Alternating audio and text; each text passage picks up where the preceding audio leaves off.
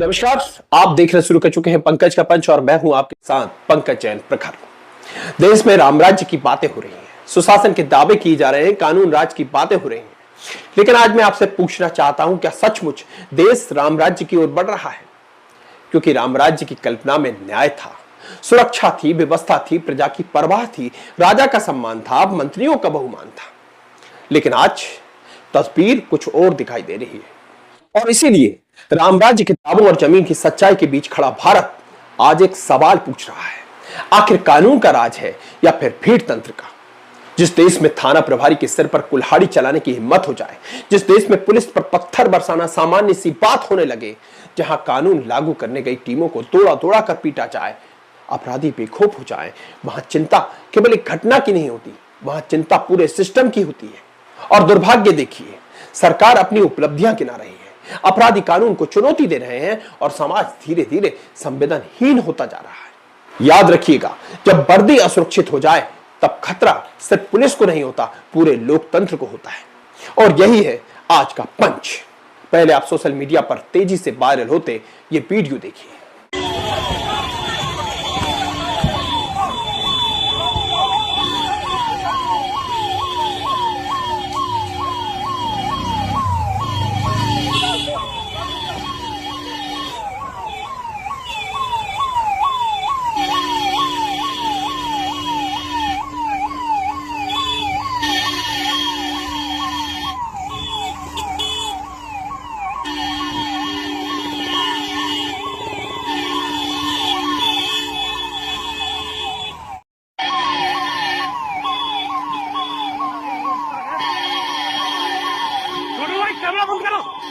ये वीडियो आगरा के फतेहाबाद का है, जहां पुलिस टीम पर पथराव होता है, वर्दी फाड़ी जाती है, सरकारी वाहनों पर तोड़फोड़ की जाती है, पुलिस को दौड़ाया जाता है।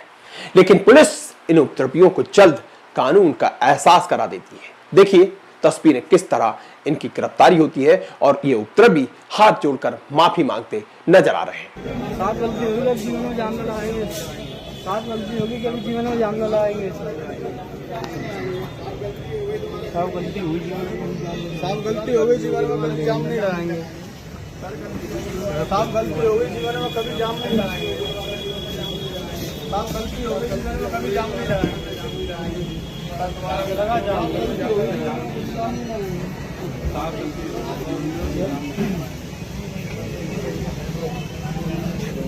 वाले लेके सही कर जाएंगे। नहीं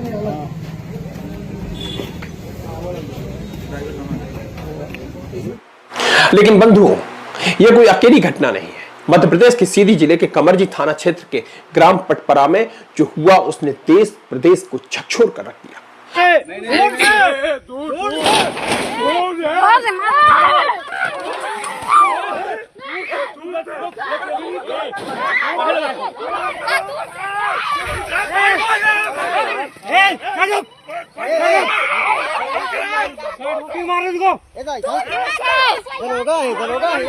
दरोगा ही गन दिखाई।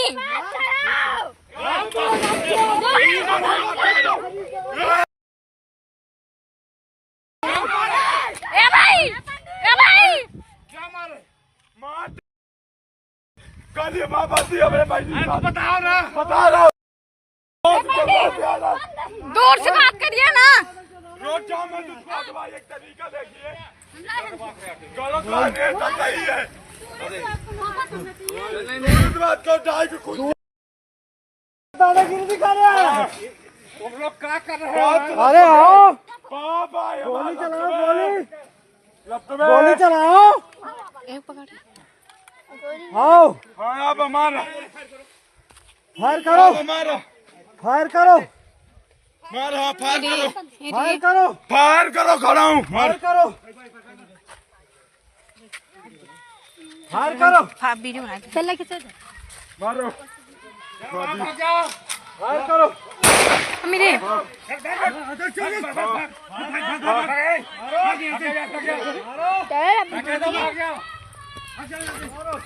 रुके रे, हमका वीडियो बना देते।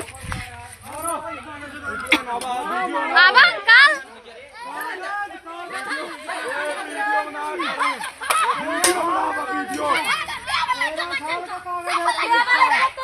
अरे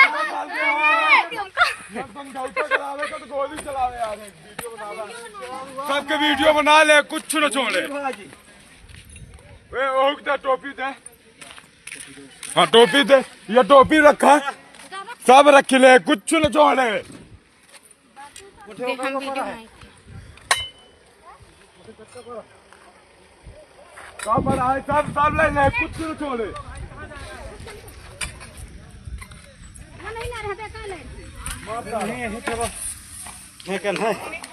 अपना फेंकन है 15 जून 2026 को डायल 112 के माध्यम से सूचना प्राप्त होती है।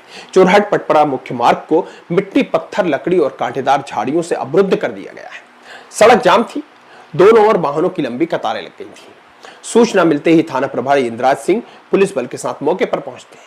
पुलिस ने समझाने की कोशिश की, मार्ग खोलने की अपील की, प्रशासनिक अधिकारियों के समक्ष अपनी बात रखने का सुझाव वहां की पब्लिक को दिया, लेकिन कुछ लोगों ने कानून को चुनौती देने का रास्ता चुना। आरोप है कि अचानक भीड़ उग्र हो गई और पुलिस दल पर टांगे, फावड़े, डंडों और अन्य हथियारों से हमला कर दिया। हमले में थाना प्रभारी इंद्राज सिंह के सिर, गर्दन और शरीर के अन्य हिस्सों में गंभीर चोटें आई हैं। सिर में 12 टांके लगे हैं और कई अन्य पुलिसकर्मी भी घायल हुए हैं। इस पूरे मामले में कमरजी थाने में शासकीय कार्य में बाधा, लोक सेवक पर हमला, बलवा और हत्या के प्रयास सहित अन्य गंभीर धाराओं में मामला दर्ज कर लिया गया है। अब तक 7 नामजद आरोपियों में से 6 गिरफ्तार किए जा चुके हैं, जबकि एक आरोपी फरार बताया जा रहा है। और हाँ, गिरफ्तारी के लिए पहुंची पुलिस टीम की रणनीति की भी काफी चर्चा हो रही है। जमुई थाना प्रभारी और उनकी टीम ने जिस तेजी से और सूझबूझ से आरोपियों को गिरफ्तार किया, उसकी लोग खुलकर सराहना कर रहे हैं। अरे इधर आओ, पटेल जी, अरे आओ, ट्रेन से बात कर रहे हैं, तुम्हें दिक्कत क्या रही है? यहाँ पे आओ, अरे हम लड़ने नहीं आए, ठीक है ना, हम लड़ने हैं। लड़ाई हमको नहीं लड़नी है, आ जाओ, एक और लड़ाई करनी है, आ जाओ, हमारी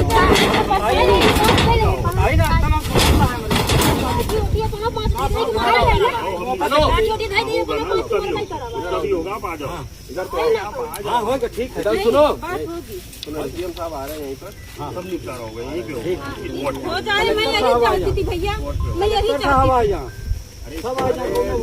13 साल की बड़ी बातें क्यों कर रहे हो? 13 साल के हम परेशान हैं हजूर, 13 साल से, 26/8/2012 से। बीमारी सही बताई कैंसर की, हमको जबलपुर ले जाना है, कस के ले जाए बताइए भैया। पैदल चल नहीं सकते हैं, गाड़ी जाएगी। हाँ बताइए, हमारे घर में शादी है, 13 तारीख को लग जाएगा। भैंस के लोग कहाँ से जाएंगे?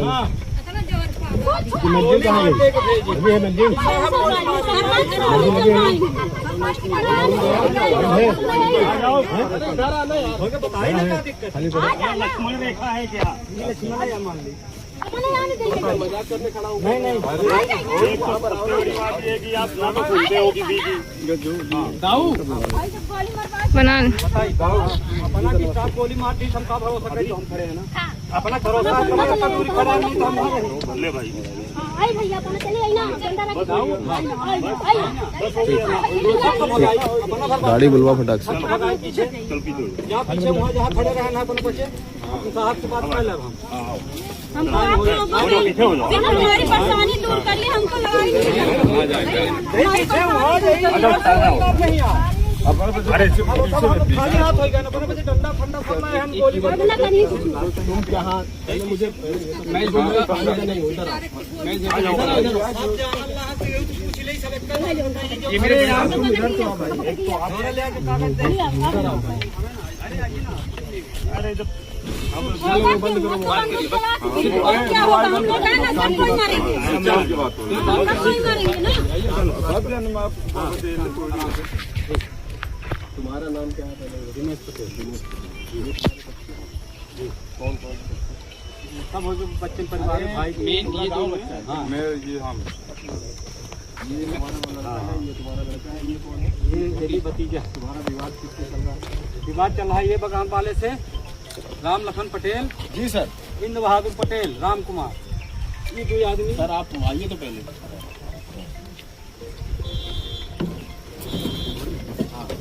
राम लखन पटेल वगैरह 4 जने हैं। आओ यह बले से इंद्र बहादुर, राम कुमार, इनका बेधारम। अब पीछे जमीन में सब कागज है, अपना जांच कर लिए। अब पीछे हमारी जमीन कब्जा कर लिए ठाकुर लोग, सर्कल बनाओ। सब कागज होते हुए समझ में नहीं आता, पुलिस की नौकरी कर रहा, क्या कर रहा? दखलंदाजी नहीं है। उधर उधर यार उधर मकान बनवा दीजिए।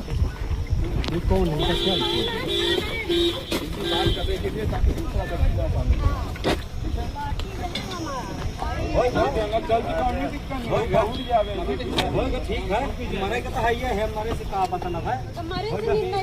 अरे आओ पीछे कर गाड़ी, पीछे करो। हमारा विवाद राम लखन रामधारी ये कोई नहीं, ये कुलबी पटेल जाति ये मकान है। और ये आप राम कुमार, हिंद बहादुर, राजेंद्र जो भी वगैरह है। लेकिन सवाल अभी भी खड़ा है, अगर कानून व्यवस्था संभालने का एक थाना प्रभारी भी सुरक्षित नहीं है तो आम आदमी कितना सुरक्षित होगा? अगर भीड़ के सामने पुलिस असहाय दिखने लगे तो कानून का डर किसके मन में बचेगा? और अगर पुलिस पर कुल्हाड़ी चलाने की हिम्मत पैदा हो गई है तो इसके पीछे जिम्मेदार कौन है? अपराधी, व्यवस्था, सरकार या फिर हम सब? लेकिन बंधुओं, ये कोई अकेली घटना नहीं है।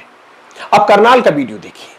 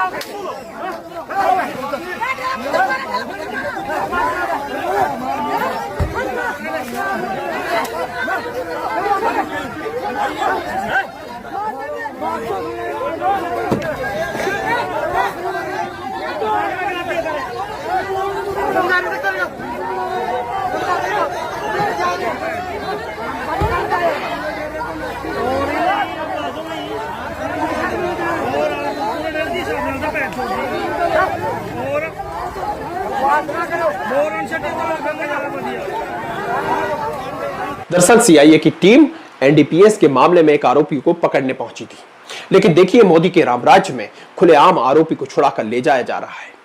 200 से 300 की संख्या में लोग बुरी तरह पुलिस को घेर लेते हैं, महिलाएं पुलिस से छूमा झटकी कर रही हैं, भीड़ मिलकर पुलिस की टीम पर ईंटें बरसा रही है, गालियां दी जा रही हैं, पुलिस वाहन पर हमला हो रहा है और फिर आरोपी को हिरासत में लेने के अपने तमाम प्रयासों के बाद असफल पुलिस दल अपनी जान बचाने के लिए भागने को मजबूर है।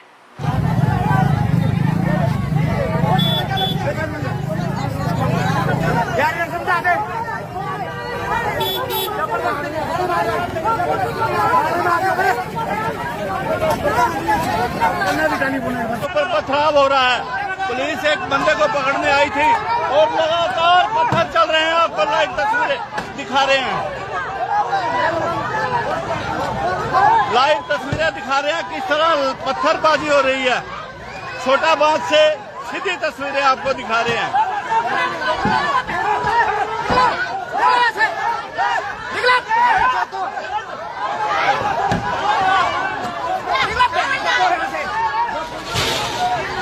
अब बैतूल की तस्वीरें देखिए।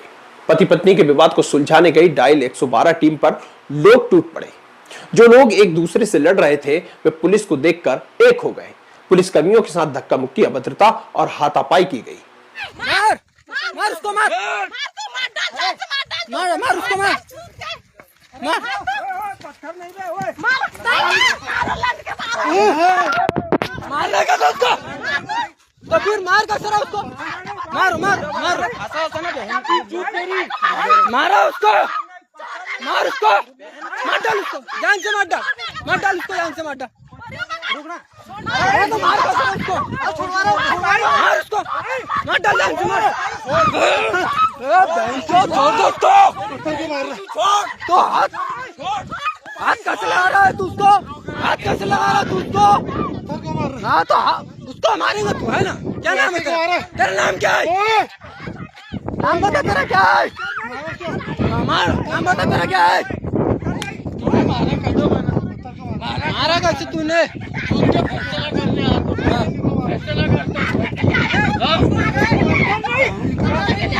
मारने के लिए आया तू उसको?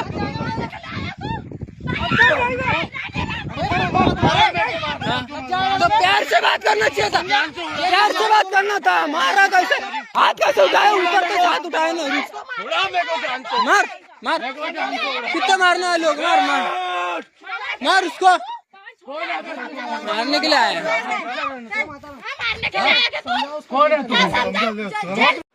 अब जरा इन सभी घटनाओं को एक साथ रखकर देखिए। आगरा, सीधी, करनाल, बैतूल, क्या ये सिर्फ संयोग है या फिर यह एक संकेत है कि देश में कानून का भय लगातार कमजोर होता जा रहा है? प्रधानमंत्री जी, एक सीधा सवाल आपसे है, देश में आखिर अपराधियों के हौसले इतने बुलंद क्यों हैं? क्यों बार बार पुलिस पर हमले हो रहे हैं? क्यों अपराधी बेखौफ होकर कानून को चुनौती दे रहे हैं? और सबसे बड़ा सवाल, क्या यही वो राम राज्य है जिसकी बातें मंचों से की जाती है?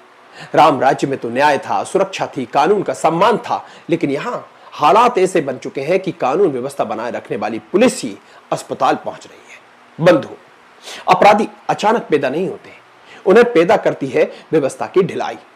जब शिकायतों पर समय पर कार्रवाई नहीं होती, जब फरियादी थाने के चक्कर काटता रहता है, जब राजनीतिक संरक्षण अपराधियों की ढाल बन जाता है, जब चंद पैसों के लालच में पुलिस छोटे अपराधियों पर ढिलाई करती है, तो उनके हौसले बुलंद हो जाते हैं और फिर एक दिन वही छोटा अपराधी बड़ा बनकर क्षेत्र में अराजकता फैलाता है, लोगों का जीना हराम कर देता है और फिर एक दिन वही पुलिस के गिरेबान पर हाथ डालता है। क्योंकि जब कानून का डर कम और जुगाड़ का भरोसा ज्यादा हो जाता है, तब अपराधी बेलगाम हो जाते हैं।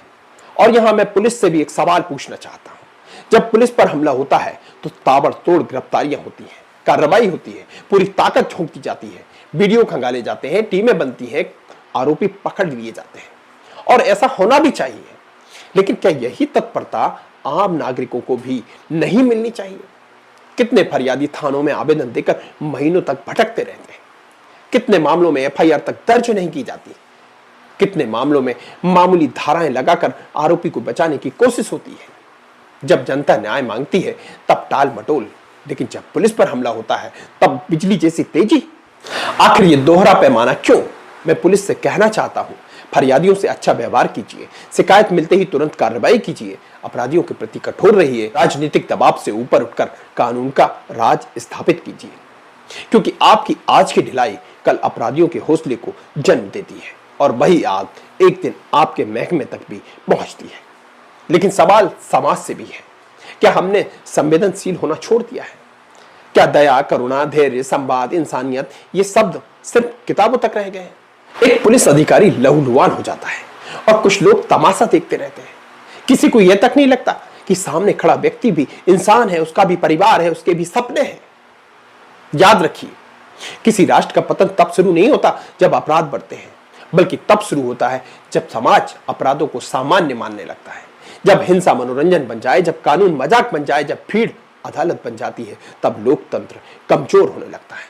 इसीलिए ये केवल कुछ घटनाएं नहीं है, ये चेतावनी है सरकार के लिए भी, प्रशासन के लिए भी, पुलिस के लिए भी और समाज के लिए भी।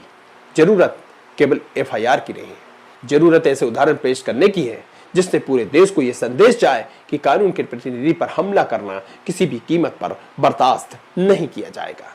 क्योंकि जिस दिन अपराधी कानून से डरना बंद कर देता है, उसी दिन समाज अपराधियों से डरना शुरू कर देता है और किसी भी लोकतंत्र के लिए इससे बड़ा खतरा कोई नहीं हो सकता। तो अभी के लिए बस इतना ही। मैं हूं पंकज जैन प्रखर। इस मुद्दे पर आप क्या सोचते हैं? क्या पुलिस पर हमला करने वालों के खिलाफ कठोरतम कार्रवाई होनी चाहिए? क्या सरकार को यह बताना चाहिए कि आखिर अपराधियों के मन से कानून का भय क्यों समाप्त होता जा रहा है? क्या इसके पीछे राजनीतिक संरक्षण और पुलिस के कामों में राजनीतिक और धार्मिक संगठनों के नेताओं का अनाधिकृत हस्तक्षेप जिम्मेदार नहीं है?